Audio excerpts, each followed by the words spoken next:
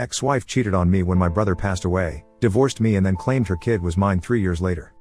I'm going to use fake names and a throwaway account here because I don't want anyone I know to find this.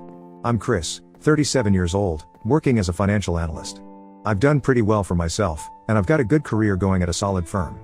Family has always been important to me, and I've been the responsible older brother for as long as I can remember. Growing up, my younger brother Ryan and I were tight.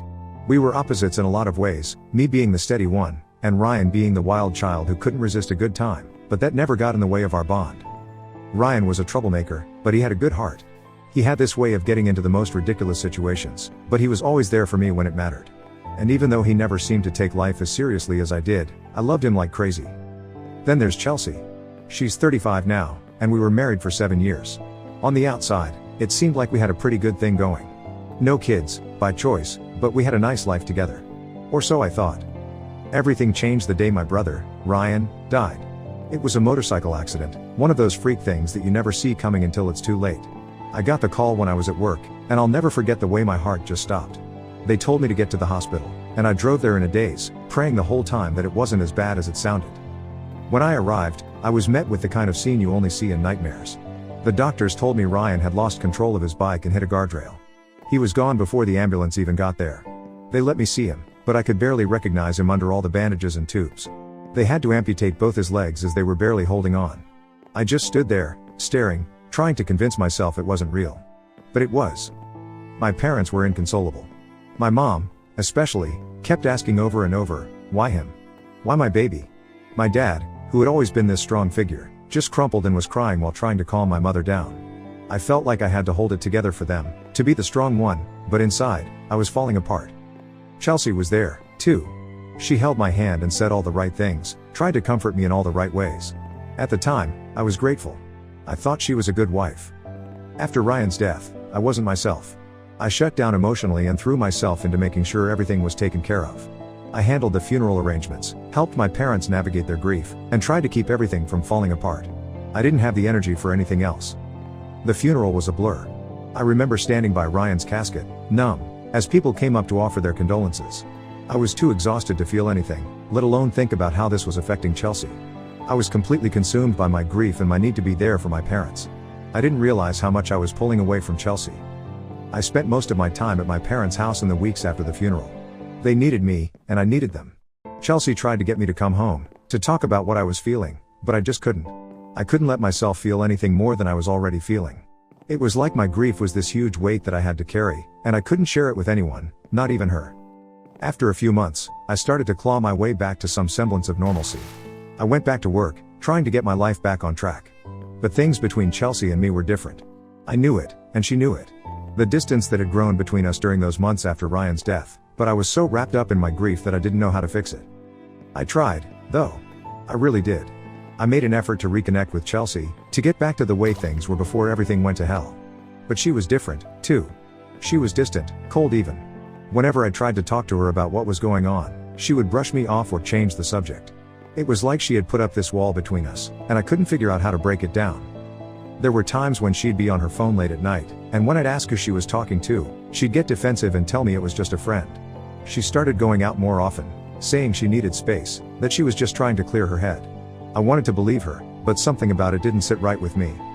One night, a few months after I started noticing her strange behavior, I was home alone and saw her phone buzzing on the table. She was in the shower, and without really thinking about it, I picked it up to check who was texting her. That's when I saw it, a message from someone named Mark. The content was explicit, to say the least. I took screenshots, videos of the conversations, and saved them on my own phone. I couldn't believe what I was seeing, but I needed to be sure. The next day, I hired a private investigator. It felt surreal, like something out of a bad movie, but I needed to know the truth. I needed to know if it was just a few texts or if it was something more. A few days later, the PI confirmed my worst fears. Chelsea was having an affair with this guy, Mark. They'd been seeing each other for months. When I confronted Chelsea, she denied everything at first. She acted offended, like I was the one betraying her by going through her phone. But I wasn't having any of it. I showed her the screenshots, the photos, everything. She just sat there, staring at the evidence, and then she broke down. She admitted it, all of it. She said she felt isolated and neglected, that I was too caught up in my grief to pay attention to her. She said she tried to connect with me, but I kept pushing her away. And maybe she was right about that last part. I had been pushing her away, but I never thought she'd turn to someone else. I thought she'd understand that I needed time. She told me she met Mark at a bar one night when I was staying over at my parents' place. She said she felt lonely, that he was there for her in a way I wasn't, and one thing led to another. I didn't want to hear any more after that. The betrayal was too much. I said some things, some awful things, about her not being able to keep her legs closed while I was mourning my brother. She fired back, saying I was an emotional void, that she didn't know how to reach me anymore. It was ugly. The whole thing was just ugly. I couldn't stay in that house with her after that. I packed a bag and moved back in with my parents. They were shocked when I told them what happened. I think they were more disappointed than anything else. Chelsea tried to reach out to me, to apologize, to explain, but I was done. There was no going back from this. I told my friends, our mutual friends, what happened. I didn't care how it made her look, I wanted everyone to know what she did. And honestly, a part of me wanted her to feel ashamed, to feel the pain she caused me. She tried to apologize over and over, but I couldn't forgive her. Not after what she'd done. She destroyed whatever we had left of our marriage the moment she decided to cheat on me. Divorce was inevitable. We hired lawyers, and the whole thing turned nasty pretty quickly. We fought over everything, money, the house, even the stupid little things like who would keep the furniture. Chelsea tried to claim alimony, saying she deserved it because she was used to a certain lifestyle, but I wasn't about to let her take any more from me than she already had. At one point, I found out she had drained our joint account. She said it was because she needed money to live, but I knew it was just another way for her to screw me over. My lawyer fought back hard, and in the end, we settled. I got to keep most of my assets, but the whole process left me drained, emotionally, financially, and mentally. Chelsea wasn't content with just making my life hell through the divorce. She started showing up at my office, causing scenes, begging me to take her back. She'd cry in the lobby until security had to escort her out. My coworkers, who had always respected me, started whispering behind my back.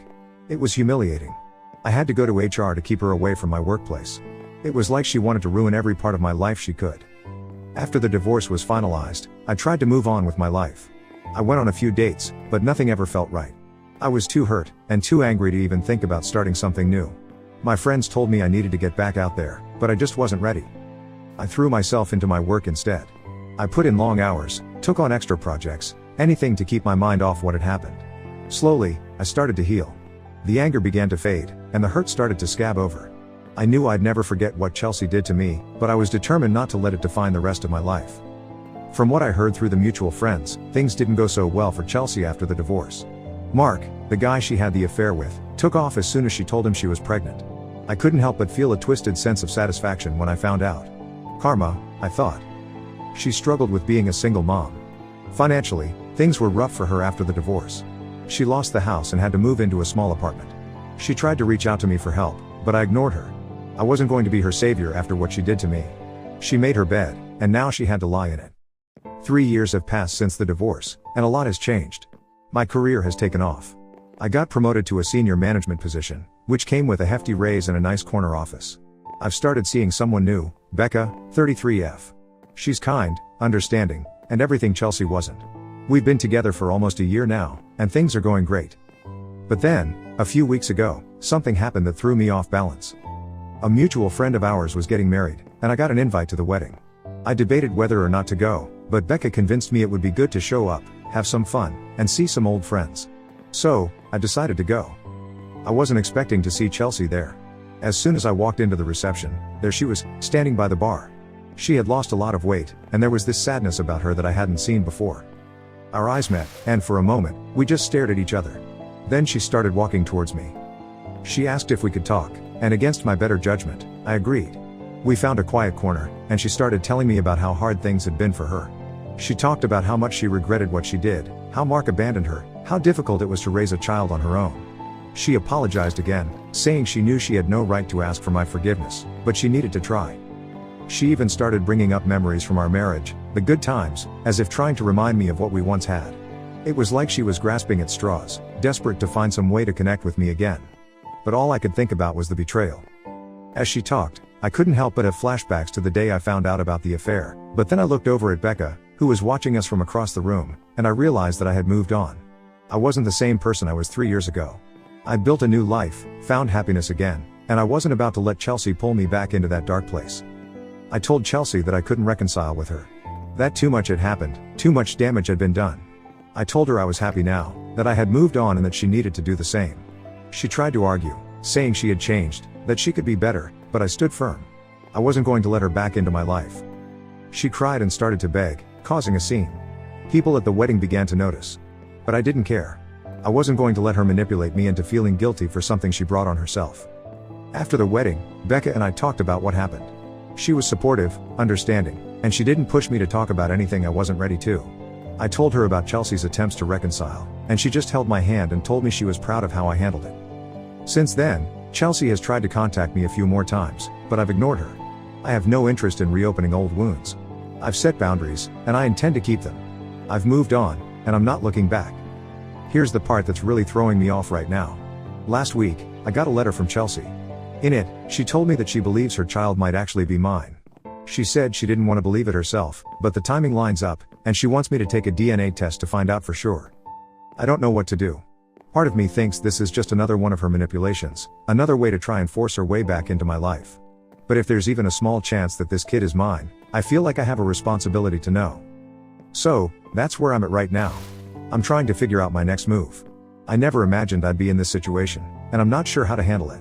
If anyone has been through something similar or has any advice, I'm all ears. Thanks for reading. I'll update when I know more. Final update. Hey Reddit, it's Chris again. First off, I want to thank everyone who took the time to read my previous posts and offer advice. I was overwhelmed by the support and the different perspectives you all shared. It really helped me to think things through during what has been one of the most stressful times in my life. I'm here to give you the final update on this whole saga, and I hope this brings some closure to anyone who's been following along. To recap briefly, a few years ago, my wife Chelsea cheated on me while I was grieving my brother's death, and we divorced after a nasty legal battle. I've since moved on and am in a happy relationship with Becca. But recently, at a mutual friend's wedding, Chelsea reappeared and tried to reconcile.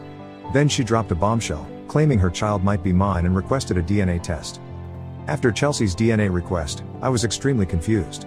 Part of me wanted to dismiss it as just another one of her manipulative tactics, but the possibility that I might be a father was too big to ignore. I couldn't just sweep it under the rug. Becca and I had a long conversation about it. She was supportive, but I could tell she was worried about what this would mean for us. I tried to reassure her, but the truth is, I was just as worried. I also consulted with a lawyer to make sure I was covering all my bases. He advised me to go ahead with the DNA test but to do it through a neutral third party to ensure everything was above board. That way, there could be no accusations of tampering or bias. We set up the test, and I tried to brace myself for whatever the results might show. The waiting period for the test results was brutal. Becca and I started to feel the strain almost immediately. There was this unspoken tension between us. Every time my phone rang, I felt a lot of anxiety, wondering if it was Chelsea or the lab with the results. Chelsea, meanwhile, started ramping up her attempts to contact me. She'd text me constantly, asking if I'd heard anything, making comments about how I should prepare to step up as a father. It got to the point where I had to block her number just to keep my sanity. But even then, she found ways to get to me, whether it was through mutual friends or even showing up at my office again. I was already on edge, and her constant harassment only made things worse. My work started to suffer, I couldn't focus, couldn't think straight. It was like I was living in a nightmare I couldn't wake up from. Just when I thought the stress couldn't get any worse, there was an unexpected delay with the lab. Apparently, there was some mix-up with the samples, and it was going to take longer than expected to get the results. When I found out, I felt like I was going to explode. Chelsea, of course, took this opportunity to accuse me of trying to tamper with the results. She sent me a series of nasty messages, saying that I was trying to avoid my responsibilities, that I was scared of the truth. It was all nonsense, but it got under my skin. The stress was taking a toll on me, and I started snapping at people at work, even at Becca. I could feel myself becoming a bitter person, and I didn't know how to stop it. Finally, after what felt like an eternity, the results came in. I was at work when I got the email, and I couldn't even wait until I got home. I opened it right then and there. And there it was, in black and white, I was not the father. I felt relieved, but it was mixed with so many other emotions. Anger at Chelsea for putting me through this, sadness for the child who was being used as a pawn in her games, and frustration that it had taken so long to get to this point. When I told Chelsea about the results, she didn't take it well. At first, she tried to deny it, saying the test must have been tampered with, that the lab had made a mistake. She accused me of somehow rigging the results, which was absurd considering we'd gone through a neutral third party. But she wasn't hearing any of it. She was desperate, and it showed. After a few days of back and forth, where she kept insisting on a retest, she finally seemed to accept the reality. But instead of apologizing or backing off, she just doubled down on her accusations. She started telling people that I was a deadbeat, that I was abandoning my child even though I knew the truth. It was all lies, but it didn't stop her from spreading them. My lawyer advised me to take legal action to protect myself from any further harassment. We sent Chelsea a cease and desist order, demanding that she stop contacting me and spreading false information. We also started talking about the possibility of a restraining order if she didn't back off. I didn't want to go down that road, but it was becoming clear that I might not have a choice. Chelsea, predictably, didn't take the cease and desist seriously. She continued to try to contact me, and she even showed up at my office again, demanding to speak with me. At that point, I knew I had to take the next step. My lawyer is currently working on getting a restraining order in place to keep her away from me, my home, and my workplace. It's not what I wanted, but it's what I need to do to protect myself. This whole ordeal has taken a toll on my relationship with Becca. She's been amazing throughout all of this, but I could tell that it was starting to wear on her, too. We had a long heart-to-heart the other night, where she admitted that she was feeling insecure and scared about our future. She worried that this situation with Chelsea was going to keep coming back to haunt us. I understood where she was coming from, and I told her as much. I reassured her that I was committed to us, that I wasn't going to let Chelsea ruin what we have.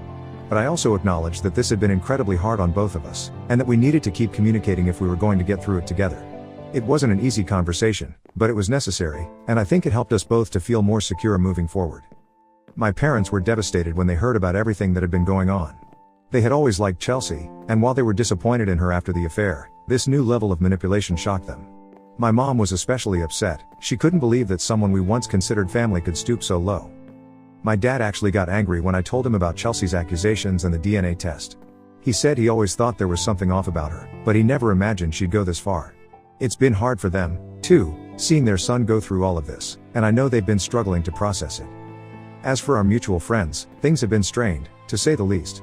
Some of them have distanced themselves from Chelsea, especially after hearing about the DNA test and her continued harassment. But others seem to be caught in the middle, unsure of what to believe. It's been a tough situation all around, and I've had to accept that some friendships might not survive this. Emotionally, I'm still processing everything that's happened. The betrayal, the manipulation, the stress, it's all been a lot to handle.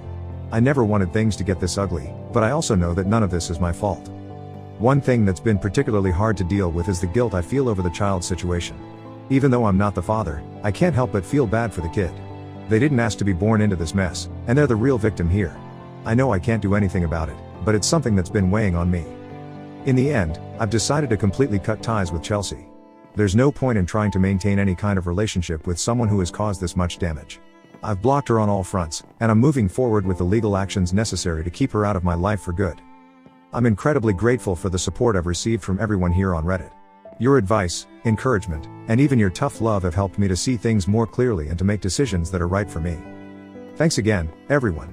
I'll keep moving forward, and I hope this post can be the end of this saga. Take care.